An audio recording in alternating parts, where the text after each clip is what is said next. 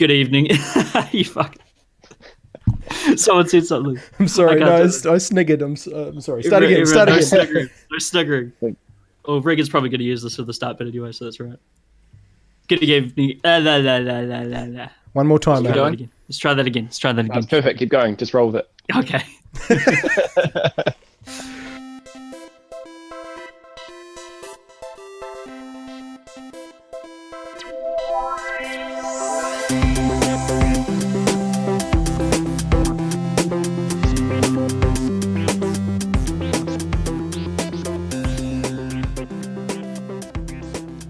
Good evening, everyone. Welcome back to the Overcast Gamer Show. It is Monday, the 14th of August, not Sunday. We fucked it up again, boys. We done goofed again. Yep. I'm joined as per usual by Reagan Harper, Balthazar Valentine, and once again, Michael Langdon. Michael Langdon. Sorry, you go. He's back. He's back in the pack, and he's going to join us to chat about what Crash Bandicoot. We've got some No Man's Sky. We've got The Witness, and we've got a discussion on what makes a real gamer. So it's going to be real fun. What have you guys been up to? What have you been doing this past fortnight? Not a whole lot. We were actually just talking before about how when we have our weeknight podcast, it's such a different vibe. We're all sort of it is tired zombies, that kind of thing. Yeah. I was quite fortunate though this week. Actually, I managed to. I don't want to rub it in, but I had a half day today. Half day work. What a sack of shit. No, I actually started the day off with a first aid course, which was kind of interesting, like a refresher sort of thing. Learned all about what to do in an emergency, and it turns out the answer is chest compressions and yelling at someone to get a defibrillator. Anytime anyone's had any sort of injury whatsoever, it's chest compressions. That's essentially. Yeah. Essentially. I like how you set it up by saying you learned what to do in an emergency. So there's an earthquake and you just grab the nearest person and start doing chest compressions. Start breaking ribs. More or less. And so, nice. You check to see that they're responsive first. No response, you get on with your chest compressions. Is there another step before that, Reagan? Something about checking for danger, but I sort of glossed over that bit. I thought it was important, but go on. So we learned all about what to do when shit hits the fan. Have you guys done any first aid courses or anything like that? A very long time ago. A very, very, very long time ago. I remember the chest compressions, and that's about it. I come away with two things: chest compressions and Staying Alive by the Bee Gees. Oh, that's wonderful. Yeah. I've forgotten that part. Yeah, that's kind of all there is to first aid is those two things. So that just blows my head when you're going around rescuing people or chest compressing unlucky folks. Yeah. So, keep an eye out on the news for someone in Wellington, New Zealand, just randomly accosting people in the street and demanding chest compressions. Yeah, breaking their ribs. Yeah. What about you guys? What's been What's been happening in the world of Abe, Mike, and Balthazar? Mike? Want me to go on a quick rant? Yeah, absolutely, man. Rant it up. Nice. So yesterday, I went for dinner. As you do, you sometimes go out for dinner. Yep. To a place, Hippopotamus in Wellington. It's very hoity-toity. Yeah, very fancy. It was a birthday, a 70th birthday maybe or something. So big total, like 15 if it's or what have you. And what I learned is that New Zealand cannot do like classy or good. Like this place was supposed to be a fancy fucking place, and it was trash. It was man. When I got in there and looked around, honestly, I thought this is the living room of a 70-year-old woman who's been collecting knickknacks for 50 years. Big time. It's super fucking tacky in there, eh? All the chairs were upholstered in a different ghastly 60s curtain fabric. And like every painting on the wall subscribed to the thought that if it doesn't have tits or ass, it's not art. Oh, right. And it was just ridiculous. The whole thing. I was like, God, so this thing, just to get a, gauge at what sort of thing you're doing, this was like $100 per head sort of situation. Like this shit poses itself as classy. And just as, kind of, I guess, a comparison, the first thing I thought when I went in is, get me out.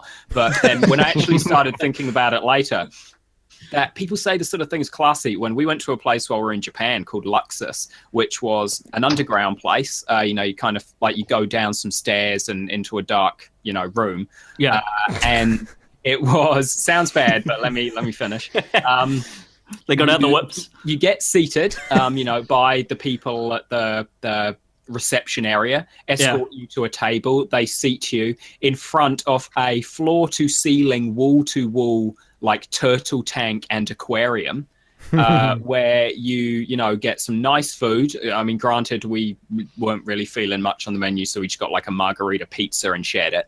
But we spent like $10 all up on food and drinks. $10 as opposed to $100 per head for a place that looked classier than probably anything in New Zealand ever could look. And I was like, man, and they have the gall to charge us for this and send us a waiter who can't even speak English because his French accent is so thick. It was ridiculous. So that's my I'm probably preemptively lying to say that's my rant for the podcast. There's probably another one coming, but that's my big time. That's it for now. What was the food like out of 10? So it was good. Out of 10, I'd give it like a solid Nick Cage out of 10. Like, you can't quite tell if you like it or not, but you don't hate it kind of thing. Right. It was, I mean, the main was good. Like, I got the lamb rump and it was really good. Like, the texture was perfect. It was like seared perfectly. The sides were, a little to be desired. I couldn't even tell you what they were, to be honest, because the menu was all in French. It was like someone took a potato and then tried to make what looks like a multi-layered lasagna out of just the potato. So like a potato bite. Yeah, but with no other ingredients. Veggie 2 minutes. Just 2 minute potato and potato on potato with potato. Potato bake. Cheese grated on top. Nice. No cheese on top. That's what I'm saying. There's literally no other ingredient. It was just layered potato. Awful. But no, the lamb was good, and the dessert was supposed to be creme brulee. But much like everything else in the restaurant, they seem to just get, I don't know, the core ingredients and splatter them over the plate in different places and then tell you it's deconstructed or some shit. Oh, yes, I'm aware of this trend. I don't like it at all. No. So all in all, there was some solid banter. And, it was, the lamb was good. But the evening was, it was a solid Nick Cage out of 10. Nice. I want to take everything you just said, Balthazar, get the recording and do a speech to text transcribe and post that on their Zomato page or yes, whatever, just as a review. Yeah, absolutely. No, do it. I think they'd be pretty happy with that. I'll leave in whatever they mistranslate as well, and they can. Yeah. And then we just sign it off as, I don't know, some. So in case it looks like utter gibberish, we'll, submit a review by the New Zealand division of IGN or something. From again, New Zealand. Yeah. Nice. Yeah. Oh god. And then if we do submit it as Egan, you've got to make sure you change the score to 10 out of 10 as well. Yeah. 7.9. Oh, Reagan, you actually gave me shivers thinking about an Egan New Zealand. Where would they find the people? There's no one in New Zealand that could really fill an Egan role. I feel like everyone would probably bring a little bit too much substance. John Key. They're like, oh yeah, my son's played Call of Duty once, I think. Yeah, yeah. I think it was Black Ops 2. He's got that one with the mine carts. I don't even know what the game is. Is anywho. it ukulele? Anything. I think he probably saw what he thought was a minecart and has heard the name Minecraft and just put them together. I did not even get it. Okay, Mike, what have you been up to, man? Oh, not too much really. I had a couple of weeks off work because I was a bit ill, which is good and bad. Bad for being ill, but got a lot of video games in. I'm assuming you mean ill, like sick, not really cool. Yeah, ill, like well, both sick. really, like both really. Straight out of Compton. Yeah, both. Yeah. Yeah, not really a lot, eh? What'd you get achieved with that 2 weeks? Oh, we'll get to what you've been playing, I suppose. But yeah. What's your recovery methods here, Mike? What have you been doing? Just sort of sitting at home, staying warm, heater. Yeah, I don't know. Just blasting that chicken noodle soup or anything? No, I don't actually have any chicken noodle soup. That's not good right now. Yeah, that's missed opportunity. A lot of like stretched out into or try some limsip. Oh yeah. Did you buy it in bulk and I think you're making something else? No. I never actually had it before, so I was like kind of just had a little bit, kind of scared of becoming addicted to various painkillers. Big time. Limsip freaks me out, man, because I know how much paracetamol is in that shit. Like, you have one too many. You have one too many Limsips, and your liver is shot. I think Limsip's the one with pseudo-Ephedrine in it as well. I'm pretty sure, which is the pee making. Oh, really? Yeah, element. Yeah. Damn. That's why if people buy it in bulk, you'll get the cops knocking on your door. Limsip is some fucking gangster shit. It is, man. I had no idea. Cool. Yeah, the lemon on the front should be wearing a bandana or something. Yeah. Oh, great. Nice one. Got cool. some, lying to me as well. I have. Yeah. What about? I saw you midway through last week, and you told me that the StarCraft 1 remake was coming out last week. It's not out, Michael. Oh, no. Didn't I say it was coming out today? So it's Monday, like... You might have said it was coming out today on Wednesday last week, as in Wednesday last week. No, I don't think I said it was coming out. I think it's all that Limsip getting to you. Fellas, this discussion's going nowhere. We have to move on. Way to throw our guest under the bus, Balthazar. We'll fight it out later. Reagan, you've been to the movies, man. I have. And so, once again, everyone, welcome to our 1 minute movie review. Absolutely. For the second episode. Movies in a minute. Movies in a minute. Yeah. I think that's what we're calling it. Yeah. With an exclamation mark. Yeah, essentially. And a clock in the background of the logo. Yeah. I've been to the movies a few weeks ago now, actually. So I've sort of been hanging on to this one, but it's another film. So someone's going to, basically the premise is we've got 1 minute to give a movie review. Someone's going to need to time this for me and tell me, give me the time, and I will tell you all about the movie that I saw, Dunkirk. Not a problem, man. I'll give you 15 seconds. Hang on. We're on 45, 46. So I'll let you know when it's 5 seconds to go. Have you got an analog stop clock going on?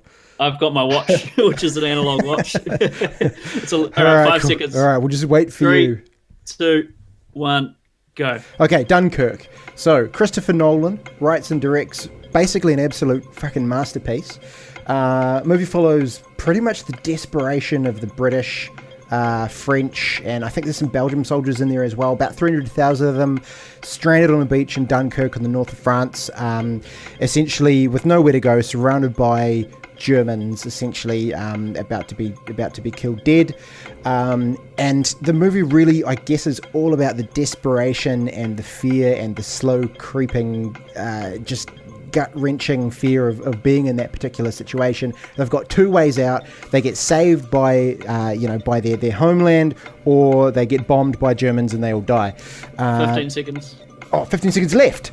Yep. Oh shit. Okay. The soundtrack. Hans Zimmerman. Amazing minor chords, shepherd tones. It's all through it. It's incredible. Just leaves you feeling drowned, asphyxiated when you come up for breath. Oh. That's our minute there, Reagan.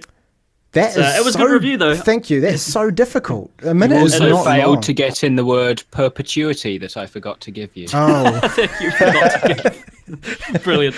So, no points for telepathy. Yeah, apologies for that, man. No, that was good, man. I agree with a lot of that. The fear and the intensity was palpable in that film. Just incredible. Like, obviously, we're gonna talk about it now, and so we'll push out the minute. But for me, the main point I wanted to make that I didn't manage to get to was the music is just unbelievable, and to the point like you don't really realize that it's there the whole way through the film. Well, you do realize it's there, but then you really notice the silence. So there's a couple moments in the film where the music stops and it's just silence, and it's kind of like, wow, like you have the sense that you're actually coming up for breath. It's unbelievable. It's the old stopwatch thing, that they've sort of got a watch sound that's melded into the soundtrack. They do, yeah. And it just gives everything the sense of urgency.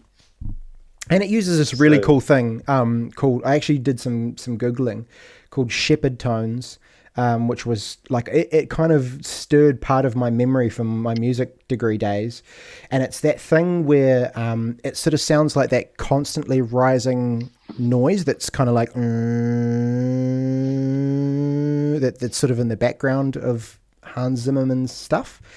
And they do it by like taking octave notes and stacking them up on one another and slowly phasing the volume of the high and low octave note out and phasing in. So it actually never gets higher in pitch, but it sounds like it is because of the way that they do the volumes. It's really cool. Really cool. Yeah.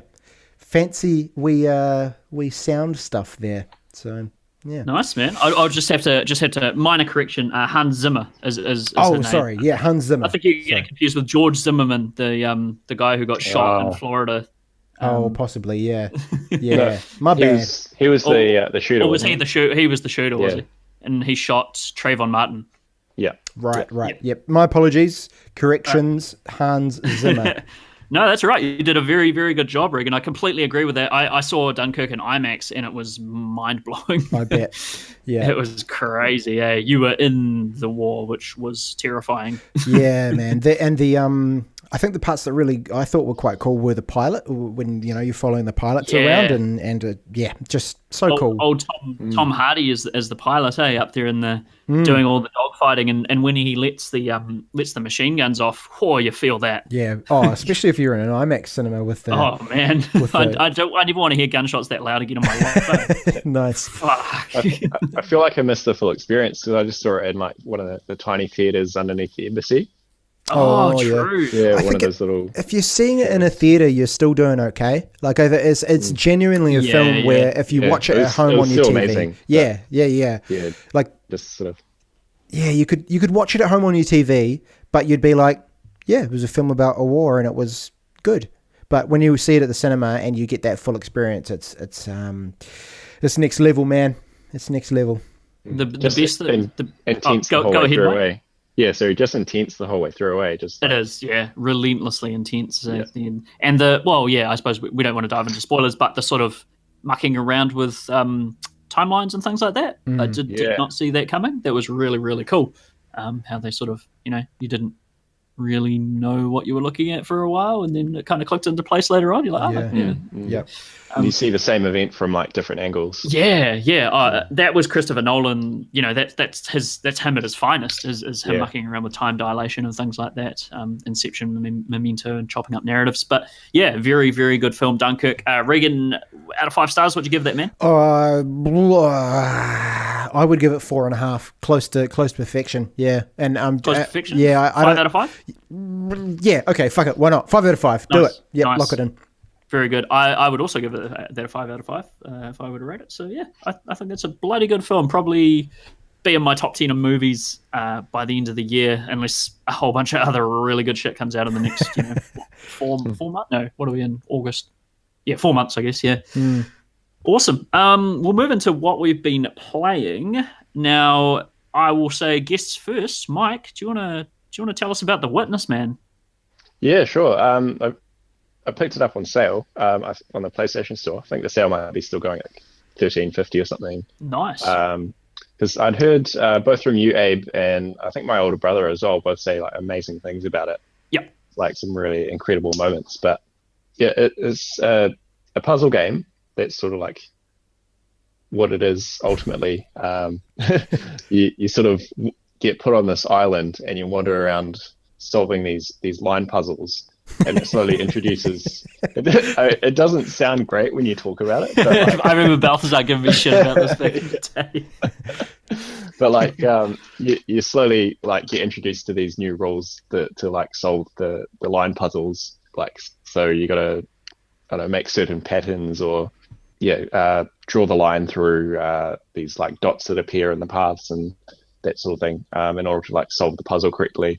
And it keeps introducing these rules and then sort of mixing them up as well and like merging rules together. So you learn one rule by itself, another rule by itself, and then the 2 rules together. Yep. 2 rules together, and you sort of like have these moments where you're just like, oh shit, how's this gonna work? Like, or is this actually possible? Like so many moments where it was just like, oh my god, like what is going on here? Because it's really. So, I was just going to say, Abe, I'm pretty sure your gauntlet that you threw down was, if you can finish this game without using the internet, then, I think it was, I'll give them $10 or something. $10? I think that's what it was. I think we'll have to check the recording, but I think that's what it was. Yeah. Nice. Mike, so, did you finish The Witness? Yeah, finished it. I got all the trophies for it as well. Nice. And no walkthroughs.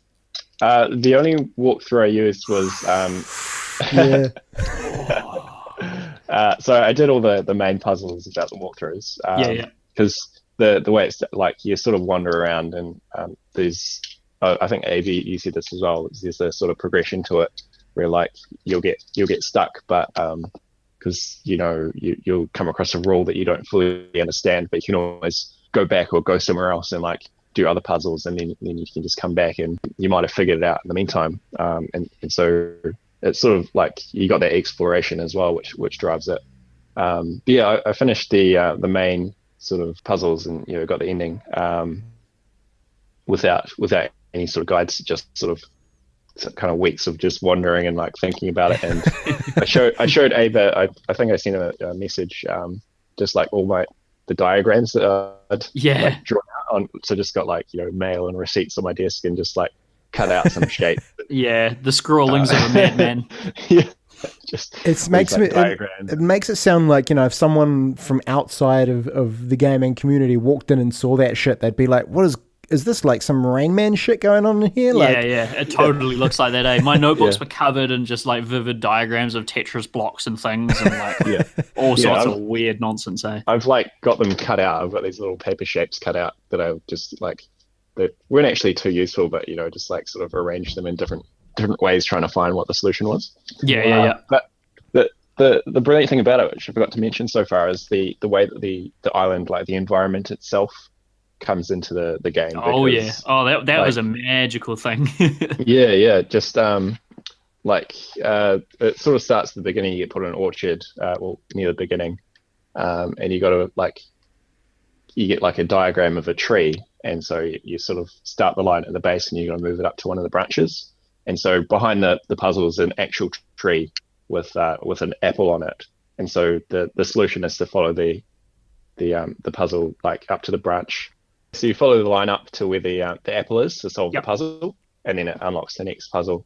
But that sort of is just sort of a bit of an introduction into the whole mechanic of paying really close attention to the environment around you, because you're going to need to like look at everything and be really attentive to actually solve some of these puzzles. Yeah.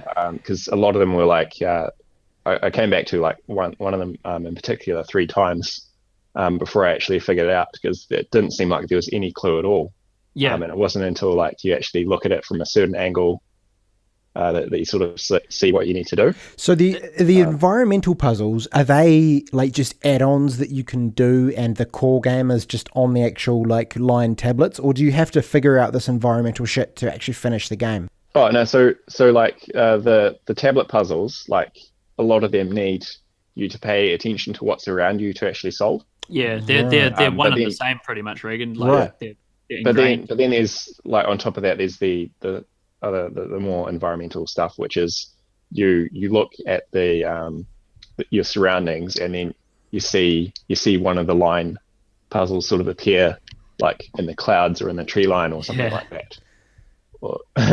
Which is sort of that stuff blew my mind. Like I think I went up to the top of a mountain and I looked down and I saw this. There was a panel and it was just like a straight line. I was like, "What?" Then I drew on it, and then I got a massive fright because I had my headphones cranked up, and this just like magical dust exploded, and I started drawing on the river, and I was like, "Oh shit!" It's all pretty amazing. But I was going around doing a lot of those as well, because I thought that was what I needed the final trophy for. So I spent like a whole day doing those, and there are a lot of them. There are so many. I didn't even get them all, but I decided I should probably actually look up what I actually need to do for the final trophy. And it was actually a whole I'm not sure if you found it, Abe. Like before the end, there's like a statue of a guy looking at a puzzle. That Or, like, rings the a final bell. room? It's been a while ago. Yeah. So there's like a massive portion of the game, Abe, that you probably haven't seen. Yeah, so there's this whole sort of underground puzzle place, which just has loads of puzzles in it, which is unlocked by this guy, like who's looking at a puzzle on his tablet. So there's probably just this whole massive underground place that Abe, you haven't actually seen. Man, that's awesome. Because I don't know how many goddamn puzzles I did, and if there's a whole nother chunk, like I enjoyed it. Don't get me wrong, but man, you start to go a bit mental after you've done that many. Yeah. You start seeing lines like Mike. Do you start seeing lines just in your life? Yeah, just go about like, oh shit, there's a puzzle. Yeah. You start drawing on them. And did you also see that weird like FMV sequence at the end of the game? Yeah. There's this little underground place which had like a little theater in it. Is that what you mean? Yeah, I think so. It's sort of like a dude laid up in bed, and I guess it's Jonathan Blow, or it's supposed to represent him or something like that. And you sort of see him going about his daily lives and him sort of being obsessed with the puzzles and stuff like that. But it's all like real life, sort of GoPro perspective. Oh right, no, I didn't actually see that one. You haven't seen that? Yeah. There's some other ones. Check that out, man, because it's messed up. Yeah. There's some like sort of solutions that they're sort of like keys or so like to unlocking different clips in this little theater. But the last one I found was I don't know how long it was. I was watching it for like 15 minutes, and the line, it's got like a sort of timer line that moves. It only moved like a tiny fraction, like 5% or something like that. Yeah. Just a guy like telling these stories. And I was like, holy shit, this must go on for like 2 hours. I'm not gonna. Yeah. Oh man, Jonathan Blow is a nutcase. I love everything he does because it's just so weird, and you never know what you're gonna do, and it's just always so intensely complex. And yeah, it's like borderline pretentious. It's not quite pretentious, but it's so close to being pretentious.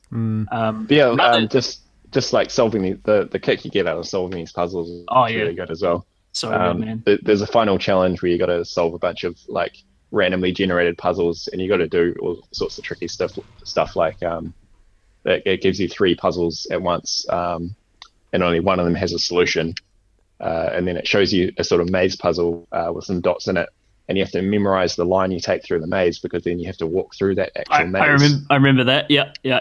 Oh yeah.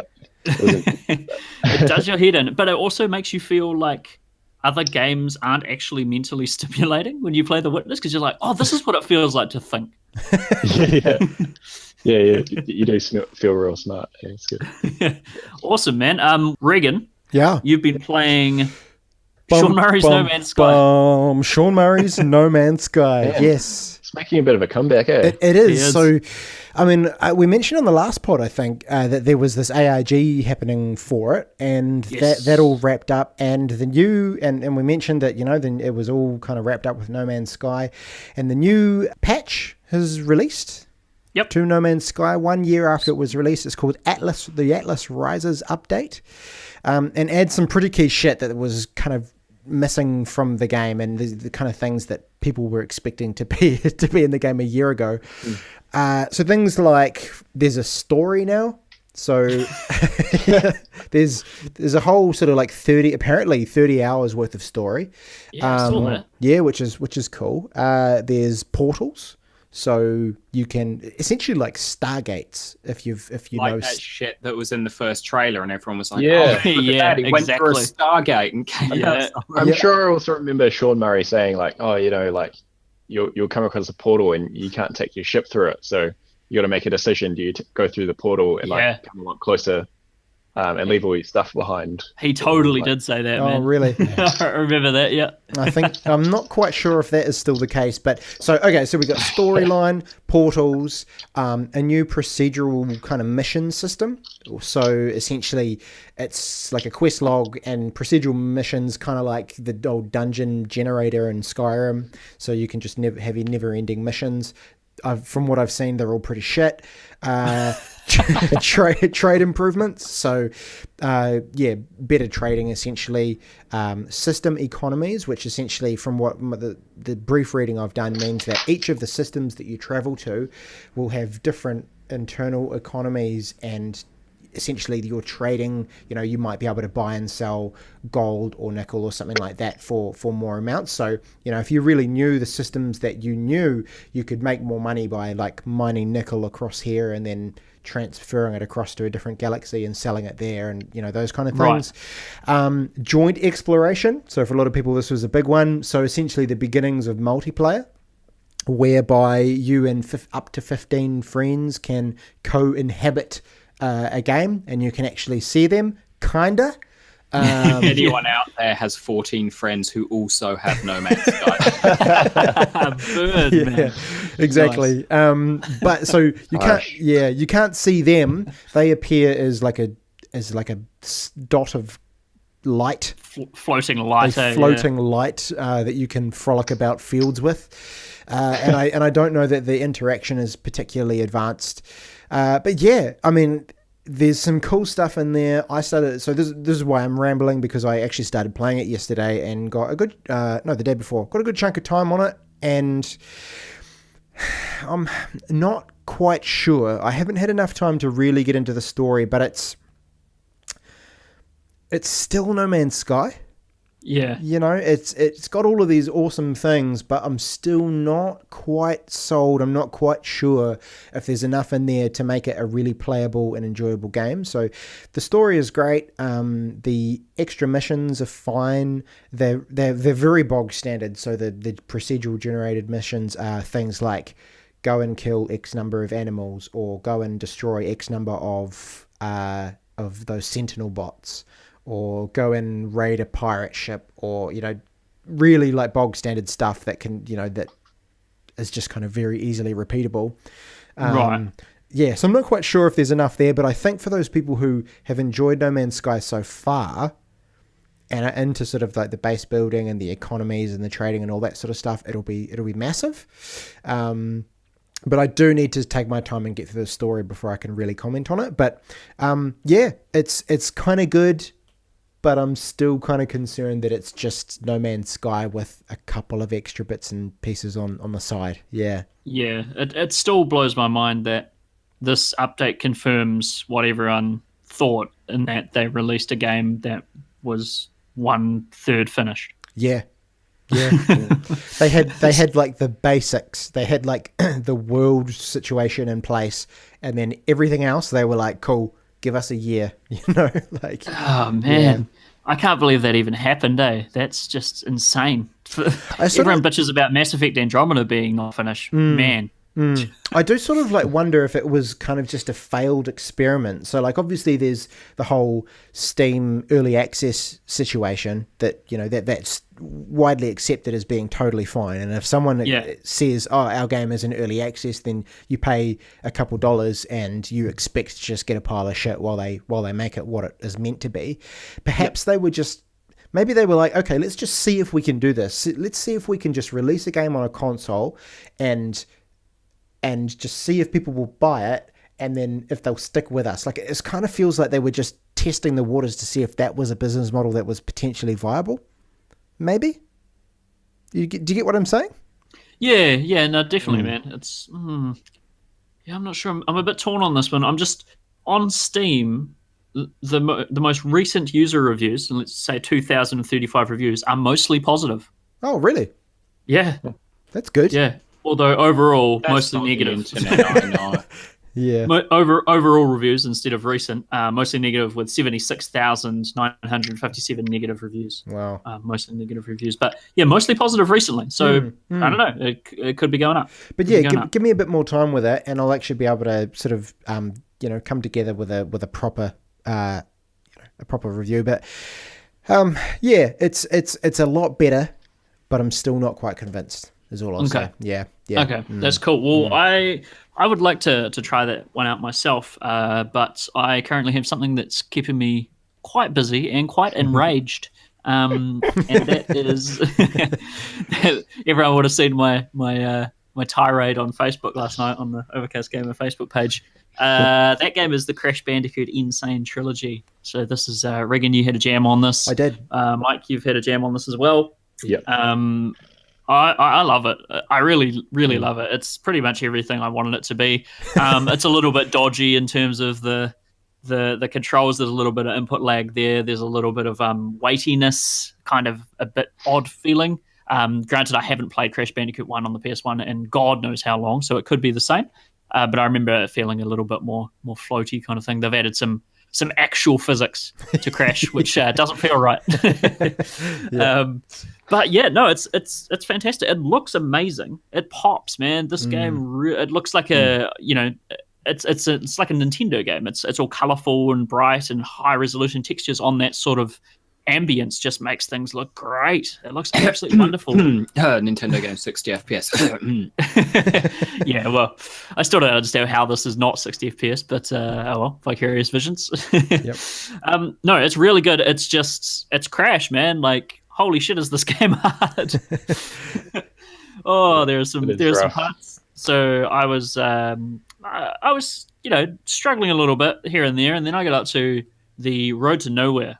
The infamous Road to Nowhere level, which I do remember from back in the day, which is crossing the bridge with sort of planks that fall away, and there's for some reason a pig that runs along these planks and you have to jump over him, and he's an absolute bastard as well. God, that level. It made me want to tear my hair out. I swore more times than I could possibly count. I must have unloaded, I don't know, I played it for an hour straight before I passed it. I must have unloaded 50 lives into this thing. It's just ridiculous, and I was just getting livid by the end of this.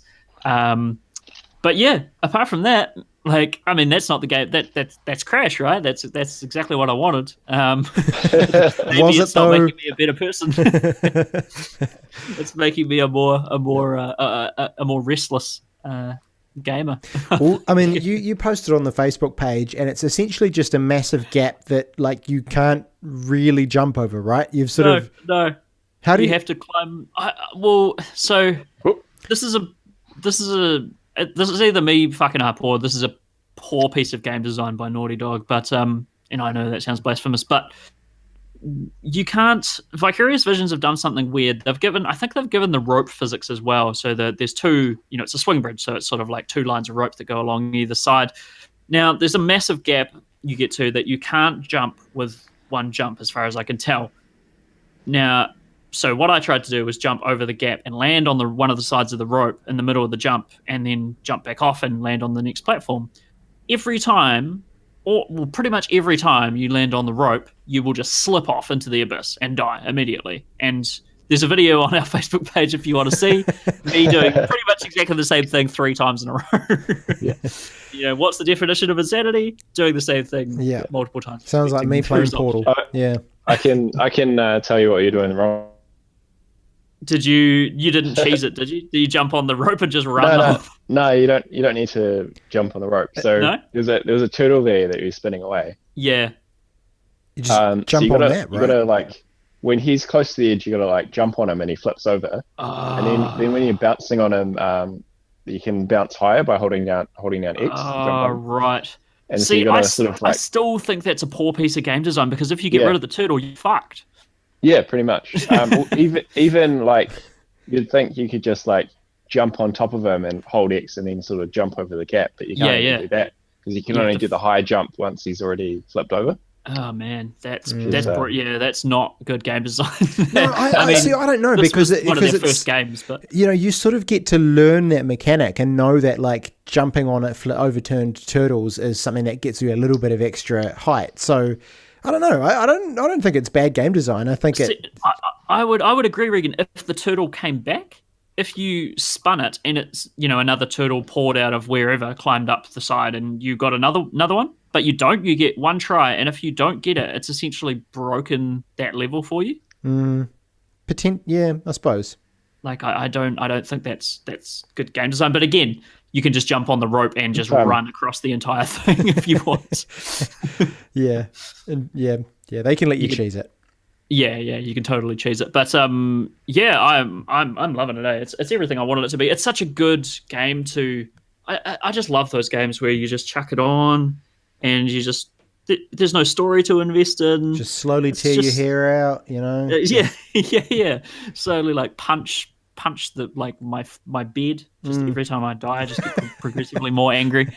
No, but I really like ukulele and that sort of thing. Like just platforming, man. I love it. It's great. It's just like a switch part of your brain off that absorbs, hardcore narratives and emotional beats and things like that, and just platform for hours on end. It's great. It's really good. Nice. So how far through have you? So you finished the first one? No, God, no. I am about 3 levels past the bridge to nowhere at the moment, so I don't know how far through that is. I've done 3 bosses so far. It's close to there's 3 islands in the first one, so you're close. Okay, yeah, so I'm almost to the end of the second island, I think. So nice. I'm about two-thirds through the game, I guess. Yeah. And then I'll move on to Crash 2, and hopefully I don't get fatigued by the end and like Uncharted, unable to play Crash 3. Totally. Just take your time with it. With it. There's no rush. Yeah. Nah, it's all good. That's all I've been playing. Balthazar, I've noticed you were absent from this list, man. Have you been jamming anything? I've been playing my usual collection. The grinding. Yeah, 14. I actually changed up. My 14 play's been a bit different. I mean, it's still just been the dailies, but I actually changed from, like 2.5 years of playing DPS to playing tank. Because why not change it up after a while? Actually, the reason was because the queue times were ridiculous. Like I was waiting sort of 5 minutes to get into a dungeon on DPS as opposed to there was a shortage of tanks, so now I get in straight away. Nice. Which is nice because that cuts back on my obligatory daily grind by not having to queue for 5 minutes and add that time onto it. Other than that, I've been playing Guild Wars 2 again pretty hard because the new expansion for that is next month. So I've just kind of been getting ready for it. This is the one where you shared us the map and it was like twice the size or 3 times the size or something ridiculous. It's pretty exciting, yeah. I mean, Guild Wars 2, to be honest, is probably my preferred MMO of the 2, but it has just a shocking sort of lack of content in comparison to Final Fantasy XIV. There's nothing to keep you playing. They made this interesting decision where they thought, hey, we kind of want it accessible to anyone. So we don't want to constantly add new gear that's stronger and stronger and stronger because we don't want people to spend, 100 hours grinding out one piece of gear and then have it become obsolete in the next expansion, which, is interesting. And I mean, it's a good idea considering I am one of those people who, for example, in Final Fantasy XIV spent 10 hours grinding out, 100 hours grinding out my Lux weapon. But 100 hours because of the glamour system, it's not like it's not lost because I lose the fact it's no longer the strongest weapon in the game, but I still get its appearance, which is really what I actually wanted it for, kind of thing. But Guild Wars was like, no, what we'll do is we'll make it so that gear never gets stronger. Like, there's the highest tier gear, Ascended. And now they've added Legendary gear, which is the same stats as Ascended, but you can change the stats on it whenever you want to any other stat combination. So you can kind of mix and match your builds and stuff. So because they've done that, it just means there's nothing to keep you playing once you've experienced the content because you don't feel like there's an obligation to keep up and to do dungeons and stuff like that. So, so you can get weapons where you just basically you go, today I'm just going to give it X amount of attack or whatever. Like you can just pick and choose what stats it has. So the stats on it, so I only have one legendary because they're quite a grind.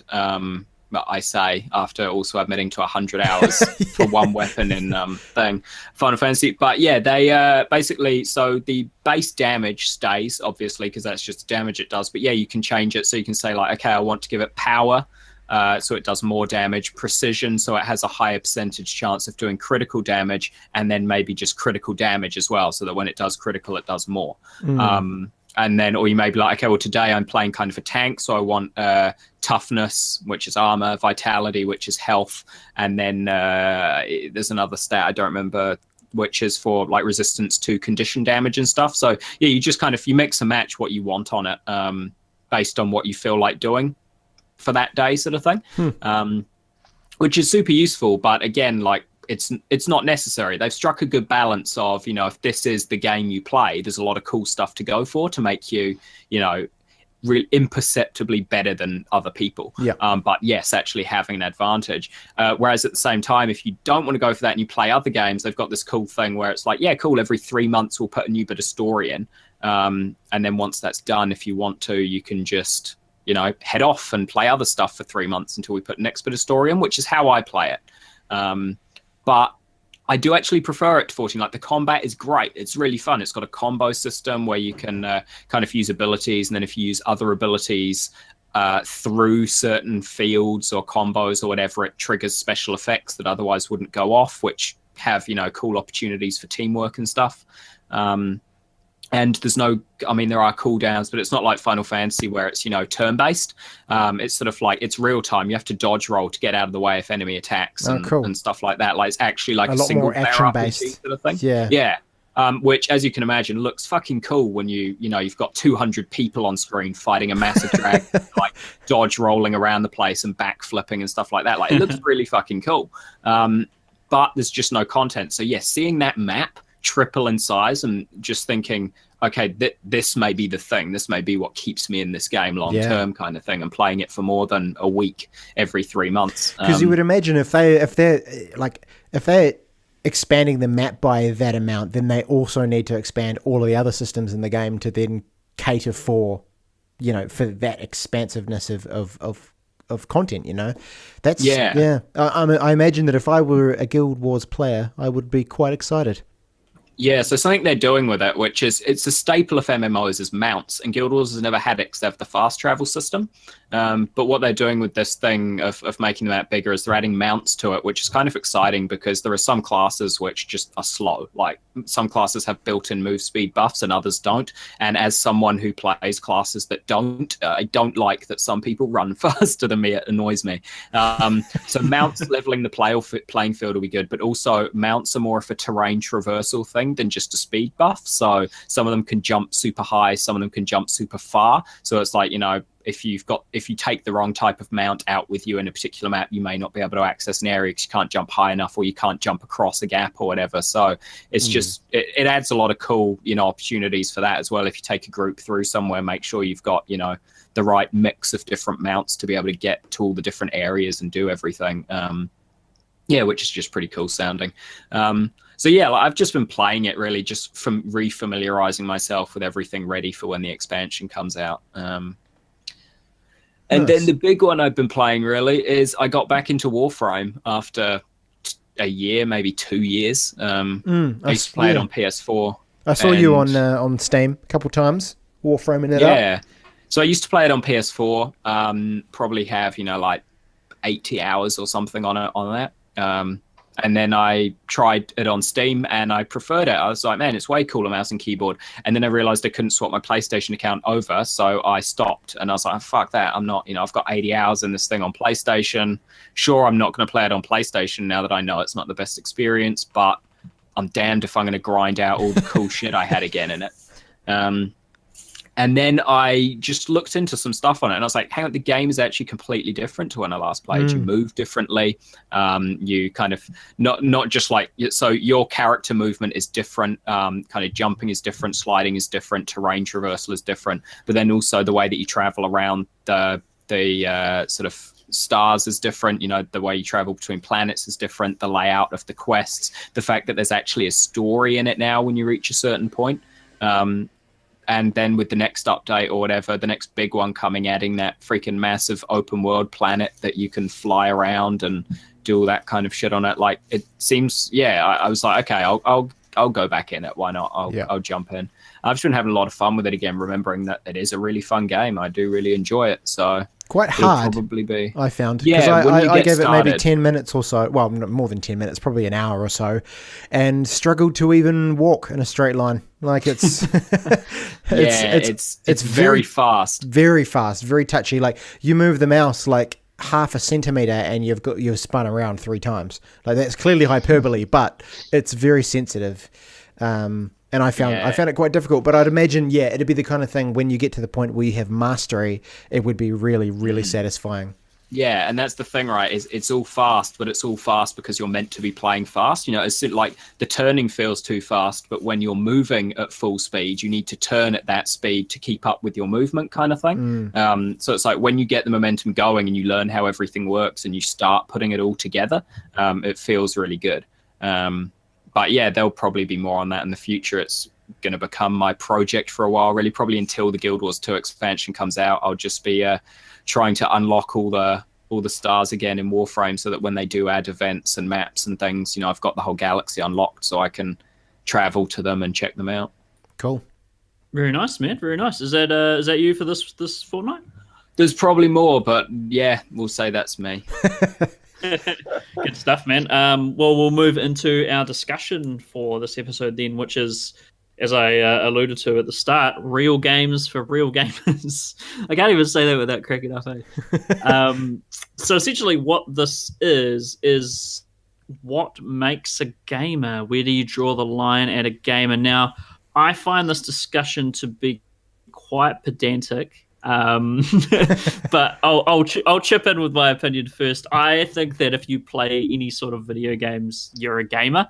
I don't give a shit what it is. If you play Candy Crush, you're a gamer. I don't draw the line. I don't have any sort of tiers of gamers or anything like that. You can be a hardcore gamer or whatever. If you want to call yourself that, that's absolutely fine. I'm a gamer. I don't care if someone's playing Candy Crush on the bus next to me or playing Angry Birds, they're a gamer. I don't discriminate. They're all gamers to me. So what's your guys' opinions? Where are you coming from on this one? I feel that it's not just that, there's a distinction. So like, I wouldn't say that, like, Jeff that plays Candy Crush on his cell phone on the bus on the way home is a gamer. He's playing a little game to pass the time, but I think there's an intention element there. So I'm at work and, I'm working away, doing my thing. And in the back of my mind, I know that when I get home, I can recreationally pursue games as kind of like something that is, adds to my life, I suppose. And I look forward to, taking that time to sit down and play some games at the end of the day. And I guess part of it is I sort of appreciate games as an added kind of art form. Whereas I'm not quite sure that those people that would sit on the bus just smashing two red colours together on Candy Crush would look at it in the same way. So yeah, I think there's a little bit more in it for me. I think I come sort of between the two of you. I agree with Reagan that I think intent has to be there. You're not just a gamer because you're playing a game. You like, if you're just playing Candy Crush on your way home on the bus or what have you, and you don't want to be seen or associated in that way, cool. No one else wants to lump you with us either, so that's fine. But on the flip side, I think that if when you get home, I think so. There has to be more than intent. There has to be a certain amount as well. But I would still say that something like Candy Crush could count. It's the consumption of personal time rather than just travel time that's the difference. So yeah, if you're just playing it on the bus and that's the only time you play, I think like Regan said, you're really you found something easy that kills the time, and that's it. It was the easiest and best thing available to you to kill the time. However, if you get home and then continue, even if you're just playing app games, you're just playing Candy Crush, you're playing those various building sim things you can get where you pump in your real money to speed up building times or whatever, and that people get addicted to. I think no matter what it is, it's just, if you do it in your free time and you maybe think about it when you're not doing it, plan your next session or what have you, even if it's just, hey, when I get home, I'm going to get back into this. I think that's the difference for me, the intent and the free consumption of free time to pursue it. Mike? Well, Abe made some really good points, and then Regan made some really good points, and then Balthazar made some really good points. So I'm a bit all over the place, but I think what you want to, like, what an individual wants to call himself as well should come into it, because if you just play was it Candy Crush on the bus, and you're like, yeah, I'm a gamer, play Candy Crush on the bus every day to work, then yeah, sure, he's a gamer. Yeah, and I agree. I don't think any gamer would go, no, I don't think you're a gamer, mate. I think any gamer would be like, yeah, fucking sweet as. You play Candy Crush on the bus. You know? Yeah. But And anyway, then, but on the other side, if I'd like come home and I just spend all night playing video games and like, nah, I'm not a video gamer, then, probably wrong. So, You fucking are, mate. You spend how many hours, Yeah. Interesting. Yeah. See, the funny thing, the other day I was at work, and I think this game might have, this question might have come up in the Slack channel, and I pitched it to my team at work. And so this is a team of sort of just, I suppose, millennials, I guess you would call them. And I got some funny answers. The one that kind of came out very first was, you're a gamer if you have a headset. So it was all about like the peripherals that you had. So you're a gamer if you've got like a setup or like some gear that's specific for gaming, which is weird because that, you could apply that logic to anyone with a console. But I don't know, maybe that is the thing. You've got some specific gear somewhere that is dedicated for gaming. So whether that's a PC or a console, not sure that a phone would qualify because it's not dedicated to gaming, perhaps. Yeah. Interesting, because I don't have a headset, so... Yeah, but you've got other examples of technology that are specific for gaming, right? Like a console or, that kind of thing? Yeah, I suppose, console. I've got a console and a controller and, headphones, I guess. I don't really have much, to be honest. The iToy and all that, I had that back in the day, but that's long gone. Kind of thing. Yeah. I do have just a bunch of consoles that I collect, like just the actual consoles, just knocking around. Yeah. I don't know if that qualifies me, but yeah. I think absolutely. If anyone wants to dispute if I'm a gamer, you feel free to get in touch. I don't know if I am or not, so you tell me. I think if you have a collection of consoles, you're probably you're probably getting there. If you run a video game podcast for over a year, you probably are. Yeah, exactly. But I guess they're all valid points, and there's probably no right answer. Well, there probably is. There's probably some academic somewhere who's come up with the perfect answer. But I think Mike, you probably have a good point in that it's like part of it is just what you feel you are, right? Your own personal identity. Yeah, and so it's hard for people to sort of label, with absolute specificity. Hope I said that right. Yeah, I think you did, yeah. We should lobby to have it added to any online form that you fill out that has drop-down selections for occupation. I identify as a gamer. Oh God, here we go. or religion, perhaps. Gamer. Yeah. Oh, this stuff makes me cringe, fellas. I wouldn't be able to select it though. Get in on this. Can't handle it. You wouldn't be able to select it, Balthazar. Why not? No, Abe and I are religious unaffiliates. We're completely unaffiliated with any religion because it makes us immune to discussions about religion. Yeah, let's not get into this. It's this is a whole other podcast. Abe and Balthazar, religion or lack thereof podcast. But we'll probably. We'll do that one some other time. But I think there's some interesting points there. I still remain unchanged on my opinion that anyone can call themselves whatever they want, and I don't really care. But is that just because you don't really care in general? Oh, there's a lot of apathy there, to be honest. It's I just don't like having people fall under, people having to be put in boxes. Like, they should be able to do whatever they want. I don't give a shit. Why should I care? Just do whatever you want as long as you're not hurting anyone or being a dickhead. Yep. I think that's perfect. That's perfect. Yeah. All right. Well, we've got one more thing to look into this episode, and that is the long-awaited return of the top 10s. So we can't actually remember who was the last one to do one. So we're just going to ascribe Balthazar the honors of resurrecting the top 10. Balthazar, what do you got for us, man? Yeah, so I just quickly, while you were talking then, was loading up my list to try and get to it without having to, delay time by saying I'm loading up my list. Here it is. So I've still got 6 things on here, and I normally like to try to tie them into what we've been talking about, but I don't have anything. So I'm going to tie one into something Reagan said on the stream. A few days ago. Nice. You were talking about what you had in your Steam library that you could potentially load up when we were waiting for Battleground servers to come on. Actually, was that last week? Am I just like really far back? Well, it happened the last 2 weeks. So right, yeah. Okay. Well, at one point, you mentioned Alan Wake was in your Steam library. Oh yeah. And that is on my top 10 list of games. Wow. Really? Yeah, I freaking love Alan Wake. I've replayed that game numerous times. I've also replayed its sort of sequel numerous times, but American Nightmare wasn't as good. It's just more actiony, so it's kind of easier to just play for a little bit if you feel like the play style for a while. Right.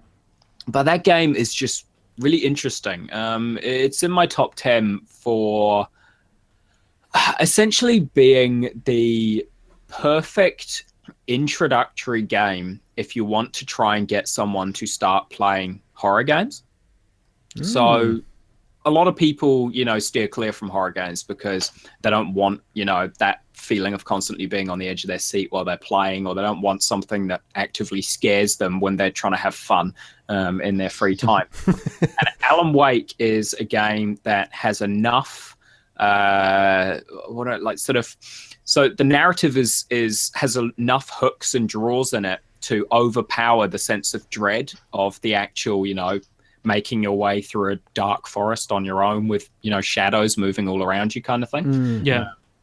And so it's got that lure to it that starts from the moment you start playing the game. So there's no kind of having to slog through a bit before the story kicks in or anything like that. As soon as it starts, you are caught up, you know what's going on, and you want to see what's going on, because actually you don't know what's going on. You know as much as Alan knows kind of thing.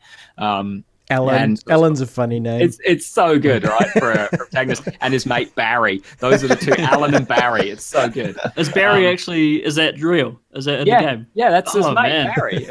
That's amazing. Little chubby guy who wears a puffer jacket. He's awesome. Oh man, I am downloading the shit out of this game after this. Yeah, and it's just, I love it. It's such a good game. Like I said, it's got that hook straight away. The story as you go through never quite makes sense, but actually does resolve at the end. You are like, oh, okay, I know what it was about now.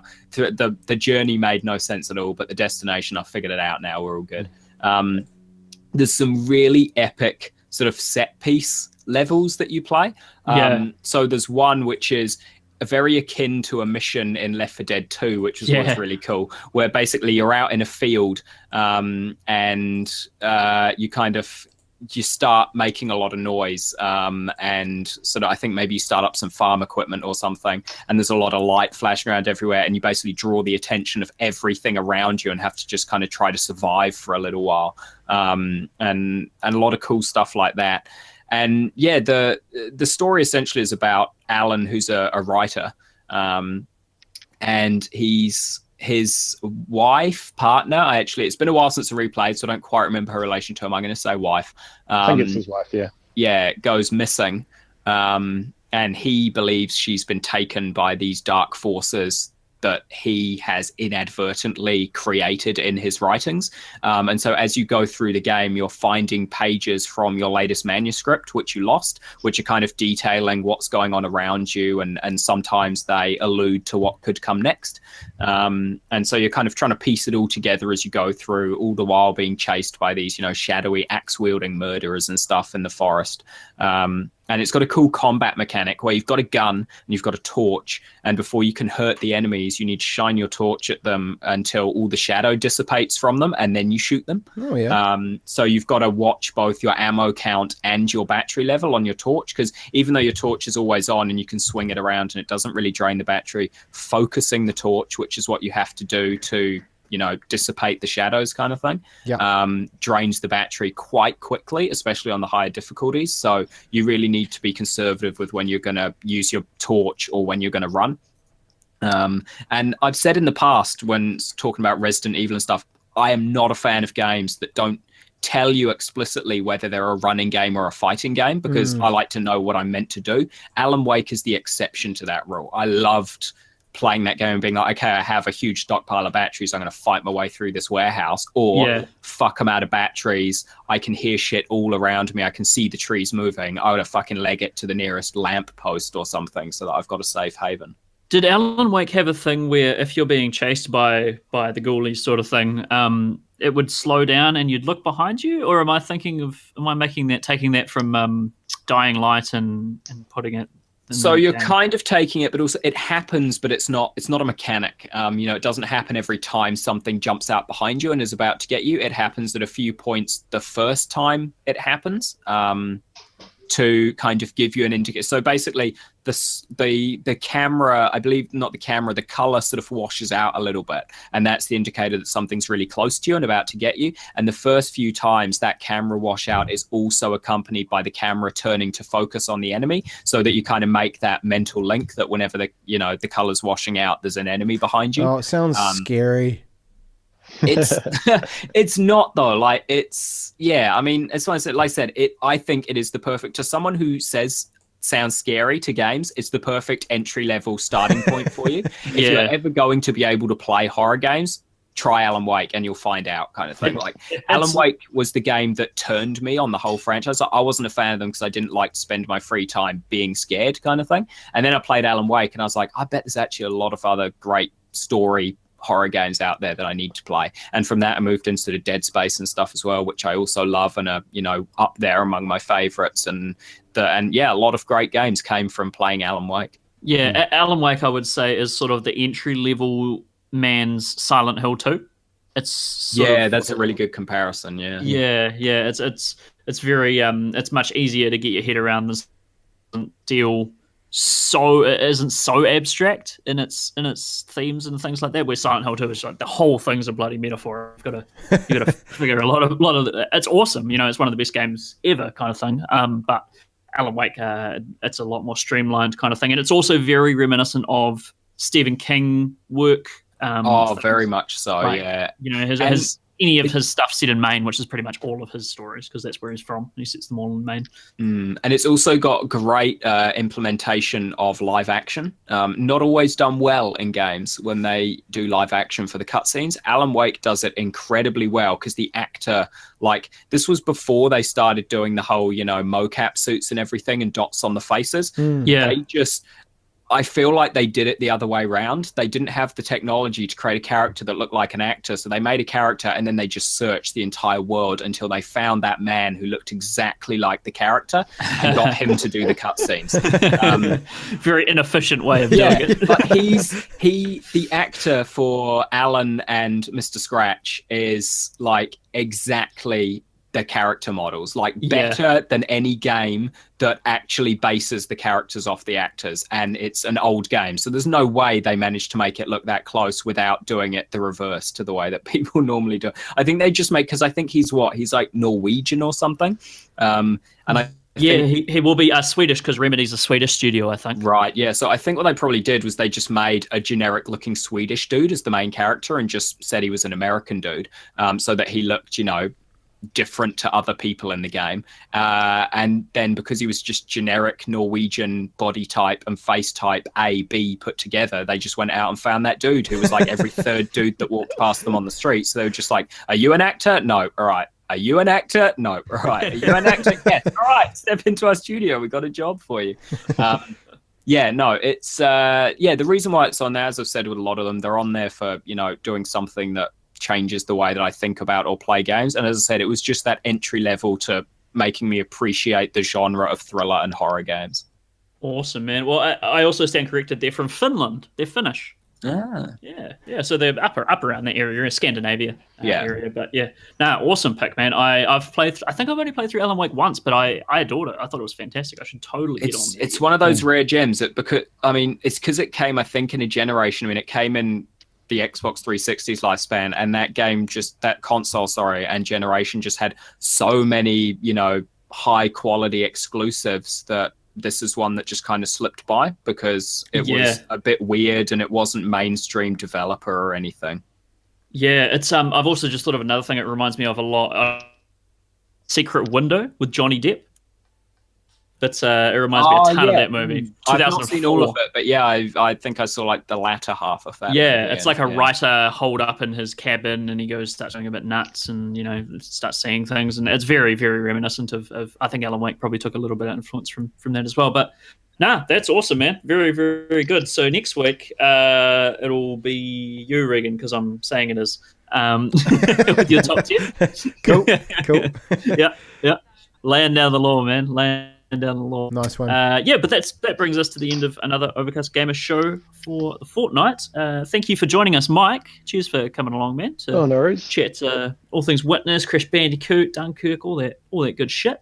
As per usual, you can find all of our stuff: YouTube, Facebook, Twitter, Twitch. We do a Twitch stream every Thursday at 8 till 10. Somewhere between 8 p.m. and 9 8 till 10. Yeah. 8 till 10. Yeah, Let's no, just good say one. that because it covers both blocks there. Yeah, but 8 till 10 we stream. So yeah, this week I can do Bandicoot or I don't know. We'll have something. We'll have something fun to do anyway. But thank you for joining us, and we will catch you guys in 2 weeks. Bye. Catch you later. Bye. You guys are weirdos.